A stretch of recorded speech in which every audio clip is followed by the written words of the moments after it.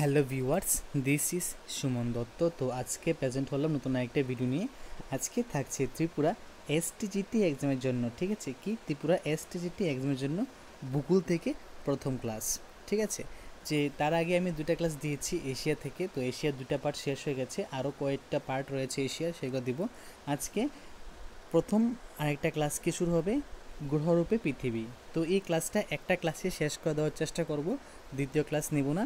এবং এই ক্লাসের পর, ঠিক আছে, তো আশা করব সবাই ভিডিও ফুল ওয়াচ করবে, কারণ ফুল ওয়াচ করলে কি হবে, আমি এখানে প্রতিনিয়ত তোমাদেরকে কি দেব, প্রশ্ন দেব।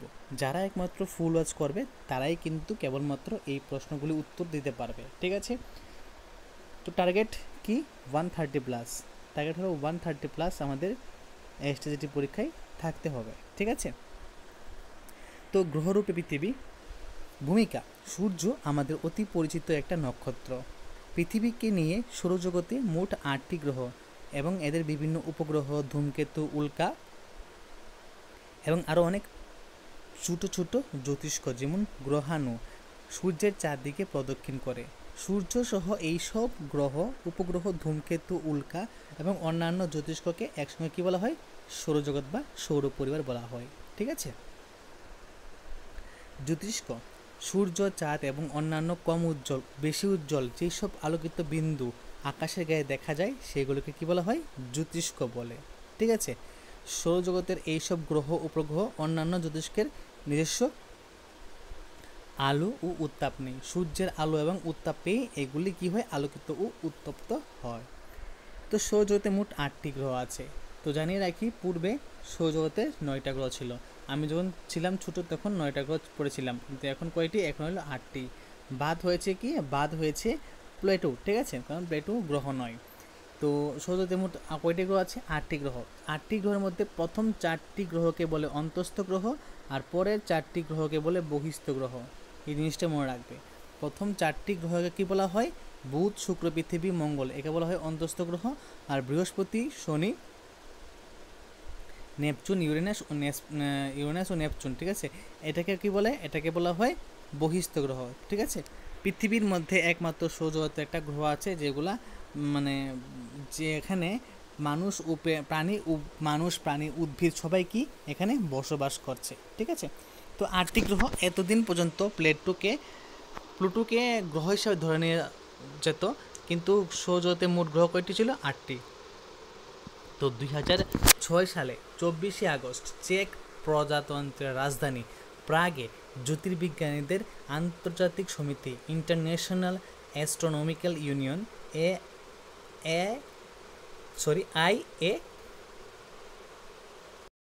IAEU এর অধিবেশনে প্লুটোকে কি বলা হয়, গ্রহের পরিবর্তে বামন গ্রহ বলা হয়।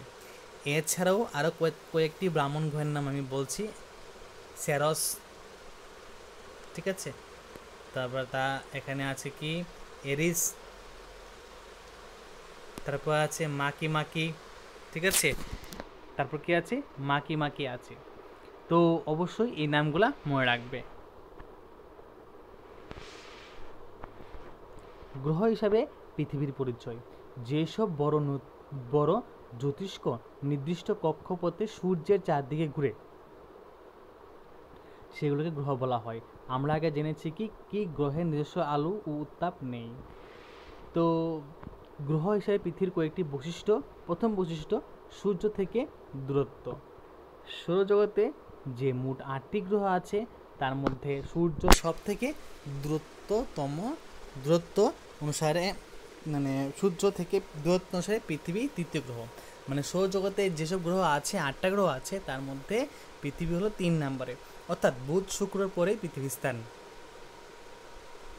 সূর্য থেকে পৃথিবীর দূরত্ব প্রায় 15 কোটি কিমি। সূর্য থেকে পৃথিবীতে আলো আসতে সময় লাগে প্রায় সেকেন্ডে প্রায় 3 লক্ষ কিমি, মানে এখানে প্রায় বলতে পারো 8 মিনিট অথবা 3 লক্ষ সেমি, ওকে? তো তারপরে কি আছে, এখানে একটা চার্ট আছে, চার্টটা দেখে নেবেন। তারপর আছে কি পৃথিবীর আয়তন অনুসারে বলা যায় পৃথিবী সৌরজগতের পঞ্চম গ্রহ। কি গ্রহ, পঞ্চম গ্রহ। তো পৃথিবীর সবচেয়ে বড় গ্রহ হলো কি আয়তন দিক দিয়ে বৃহস্পতি, তারপর শনি, তারপর ইউরেনাস, তারপর নেপচুন, তারপর পৃথিবী, ওকে?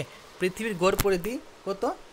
প্রায় 40,000 কিমি, খ্রিস্ট জন্মের প্রায় 200 বছর আগে। ঠিক আছে, তো এখানে লাগবে না। ইরাসথেনাস নামে একজন গ্রিক পণ্ডিত মিশরে আলেকজান্দ্রিয়া ও সিয়েন এই দুটি শহরের মধ্যাহ্ন সূর্যরশ্মি পতক্ষণের তারতম্য বিচারে করে বিস্ময়করভাবে প্রথমে পৃথিবীর পরিধি নির্ণয় করেছিল 2,50,000 স্টেডিও। এক স্টেডিও কত? 185 মিটার। তো কত হলো? 46,250 কিমি। এই পরিমাপ পৃথিবীর প্রকৃত পরিধির প্রায় সমান।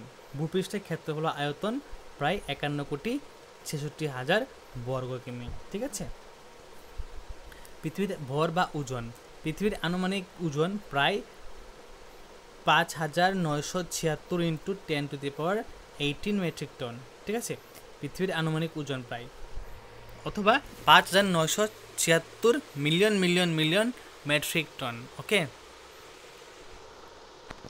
তারপর এখানে কি আছে? পৃথিবীর আকৃতি, মানে পৃথিবীর প্রকৃত আকৃতি বলতে এখানে আমরা বলতে পারি যে পৃথিবীর গোলও না, চ্যাপ্টাও না। ঠিক আছে, মধ্যভাগ বা নিরক্ষীয় অঞ্চলে সামান্য একটু স্ফীত এবং উত্তর দক্ষিণ প্রান্ত বা মেরু অঞ্চলে অনেকটা চাপা।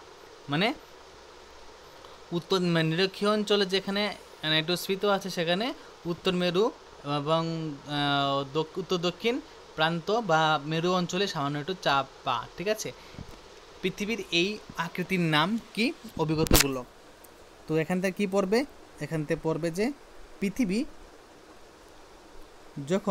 যখন উত্তর দক্ষিণে যে মেরুবেশ পাওয়া যায় তার দূরত্ব কত? 11,714 কিমি, এবং পূর্ব পশ্চিমে যে নিরক্ষীয় বেশ পাওয়া যায় তার দৈর্ঘ্য কত? 12,757 কিমি। ঠিক আছে, তো পৃথিবীর আকৃতি নিখুঁত গেল গোল না হয়ে অভিজ্ঞতাগুলো হয় কেন? পৃথিবীর মধ্যভাগটা একটু স্ফীত বলে। ঠিক আছে, যে বিষয়ে বিজ্ঞানীরা বলেন যে কোনো গোলাকার বস্তু তার অক্ষরেখার চারদিকে অনবরত আবর্তন করলে মাঝখানে সবচেয়ে বেশি কেন্দ্রতাত্ত্বিক বা কেন্দ্র বহিমুখী শক্তি। ওকে, তো এখান থেকে আর কিটা পাওয়া যায়? আর এখানে পাওয়া যায় যে এখান থেকে 2 মিনিট।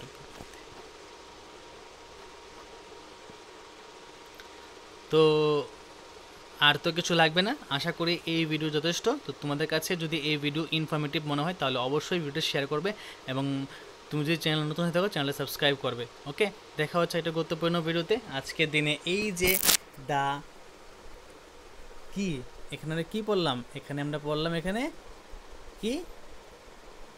গ্রহরূপে পৃথিবী। ঠিক আছে, তো গ্রহরূপে পৃথিবী পড়লাম।